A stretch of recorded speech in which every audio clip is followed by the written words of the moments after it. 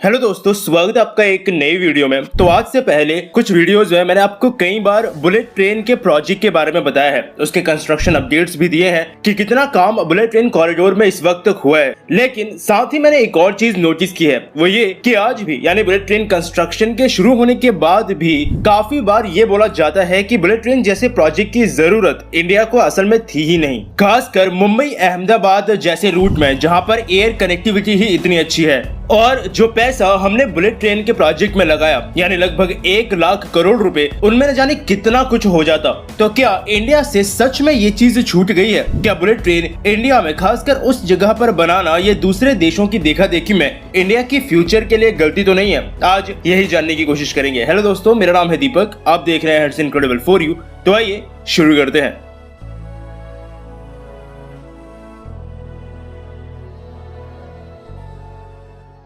तो गलती है या नहीं, ये जानने के लिए वीडियो को कुछ पॉइंट्स में डिवाइड करूंगा, जिससे आप समझ पाओगे कि क्या भारत जो कर रहा है वो सही है। चलिए, आपको ये पता होगा शायद कि बुलेट ट्रेन सबसे पहले कहाँ शुरू हुई थी। जी हाँ, जापान में 1960s के टाइम पे जापान ने अपने देश में बुलेट ट्रेन चलाना शुरू कर दिया था। मैं जापान की बात क्यों कर रहा हूँ, इसका एक रीजन है, वो ये कि जापान के शुरुआत के हालात हमारे आज के हालातों से भी बुरे थे। यानी उस समय की बात कर रहा हूँ जब उन्होंने बुलेट ट्रेन के इस प्रोजेक्ट के बारे में सोचा। कारण दो मेन थे। पहला तो ये कि कुछ समय पहले ही वर्ल्ड वॉर खत्म हुआ था और जापान की उसमें क्या हालत हो गई थी लगभग हर कोई जानता है। और दूसरा, अमेरिका यूरोप की लगभग हर पावरफुल कंट्री ने उस समय चीप एयर ट्रैवल और रोड ट्रैवल को ही फ्यूचर मान लिया था। यानी उस समय की ट्रेन्स जो स्टीम इंजन से मर मर के चलती थी, ये लगभग मान लिया गया था कि फ्यूचर में शायद ट्रेन्स लगभग खत्म हो जाएंगी। और अमेरिका ने उस समय इसीलिए अपने देश के अंदर हाईवेज का पूरा जाल बिछाना शुरू कर दिया। और बिल्कुल उसी समय ईस्ट में जापान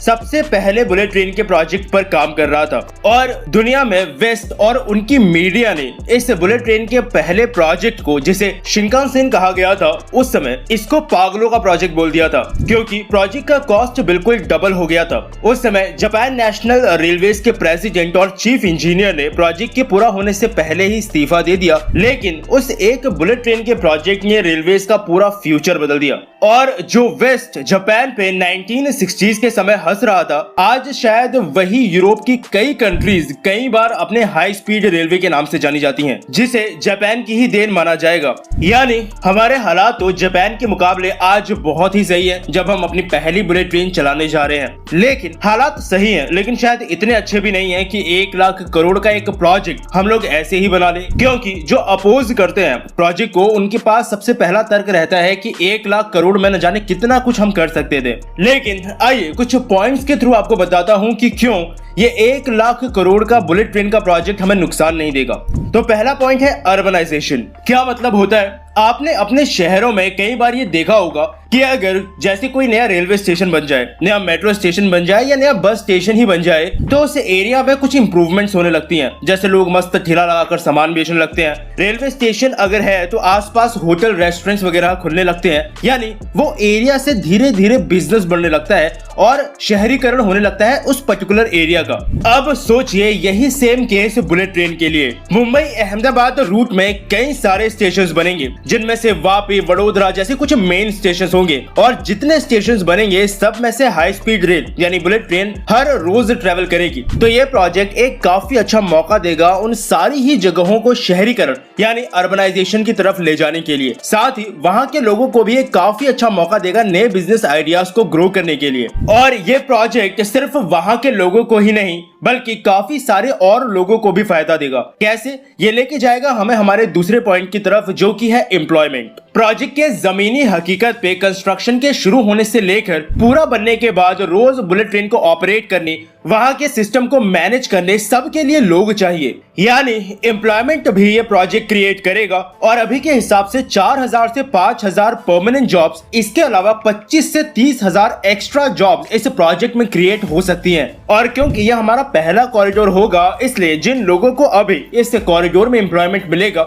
ये आगे आने वाले कॉरिडोर्स के लिए भी हमारे काफी काम आएंगे। जैसे आने वाले लोगों को ट्रेन कर सकते हैं, एक अच्छा एक्सपीरियंस ले सकते हैं कि किस तरह से मैनेज कर मैक्सिमम आउटपुट हमारे बुलेट ट्रेन कॉरिडोर से निकाला जा सके। यानी ये प्रोजेक्ट रोजगार यानी एम्प्लॉयमेंट वाले पॉइंट को भी टच करेगा, जहां रोजगार भी इस प्रोजेक्ट के थ्रू काफी लोगों को मिलेगा। नाउ इसके बाद सबसे इंपॉर्टेंट क्वेश्चन ये होता है कि ये तो ठीक है कि प्रोजेक्ट लोगों को रोजगार दे देगा, जहां बन रहा है वहां बिजनेसेस ले आएगा, लेकिन लोग इसे यूज करेंगे क्यों? अगर लगभग हर 5, 6, 7 घंटे में अहमदाबाद मुंबई के बीच फ्लाइट मिल जाती है तो फिर इसे यूज करने का क्या फायदा?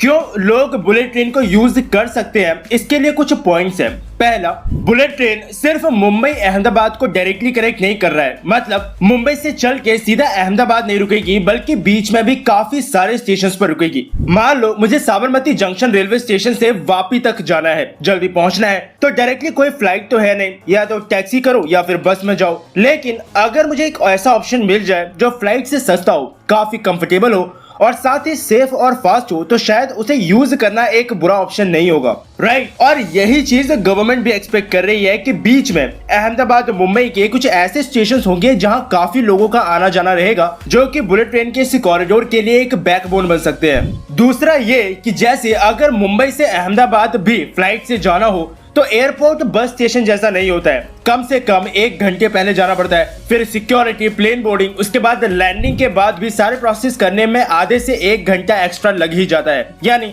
1 घंटे की टोटल फ्लाइट 2.5 से 3 घंटे में ही खत्म होती है। और बुलेट ट्रेन के मामले में शायद बाकी सारी फॉर्मेलिटीज में इतना ज्यादा टाइम नहीं लगेगा। बुलेट ट्रेन में ट्रेवलिंग में भले ही एरोप्लेन से ज्यादा टाइम लगे, लेकिन एक पैसेंजर टाइम का मैनेजमेंट बुलेट ट्रेन में ट्रेवलिंग के थ्रू ज्यादा बेहतर तरीके से कर पाएगा अगर उसे एरोप्लेन से कंपेयर किया जाए तो। नाउ एक और पॉइंट वो ये कि प्रोजेक्ट हमारे लिए नुकसानदायक इसलिए भी नहीं है कि हम लोग पूरा पैसा इस प्रोजेक्ट में अभी लगा ही नहीं रहे हैं। जापान की मदद से प्रोजेक्ट पूरा हो रहा है और जापान ही 0.1% इंटरेस्ट रेट पे मैक्सिमम पैसा इस वक्त इस प्रोजेक्ट में लगा रहा है, और हमें वो पैसा अगले 50 सालों में धीरे धीरे वापस करना है, जो इंडिया के लिए कोई मुश्किल काम नहीं होगा। जितना पैसा हमें हर साल जापान को वापस करना है, उतना पैसा तो हम कुछ महीनों में ही कितनी सारी सब्सिडीज में दे देते हैं, और बाकी बचा जो पैसा हम लगा भी रहे हैं वो भी इस प्रोजेक्ट के थ्रू वापस रिकवर हो ही जाएगा। कैसे? तो इसका एग्जांपल हम उज्बेकिस्तान से ले सकते हैं। उज्बेकिस्तान में ताशकंद समरकंद और ताशकंद बुखारा, इसके बीच में एक हाई स्पीड रेलवे का नेटवर्क बनाया गया था, जिसके बाद टूरिस्ट अराइवल में इस पर्टिकुलर जगह पे एक अनएक्सपेक्टेड बहुत ही बड़ा जंप देखने को मिला था।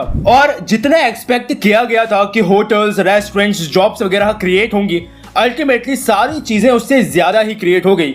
यानी बहुत ही आसानी से उन्होंने उस हाई स्पीड कॉरिडोर के पैसे को वापस निकाल लिया। और शायद ऐसा ही कुछ हम लोग भी एक्सपेक्ट कर सकते हैं कि बुलेट ट्रेन के उस कॉस्ट को जो हम लोग अभी इन्वेस्ट कर रहे हैं, वैसे जो जापान दे रहा है उसके मुकाबले तो वह बहुत ही कम है, लेकिन वो इन्वेस्ट किया हुआ पैसा भी इस तरह से वापस रिकवर कर लिया जाएगा। और हम पहली कंट्री तो है नहीं कि बुलेट ट्रेन हम लोग सबसे पहले चला रहे हो और हमें इसके फ्यूचर आउटपुट्स के बारे में ना पता हो। दुनिया में कई देश हैं जो बुलेट ट्रेन चला चुके हैं और रिजल्ट मैक्सिमम टाइम कंट्रीज के लिए काफी पॉजिटिव ही रहा है।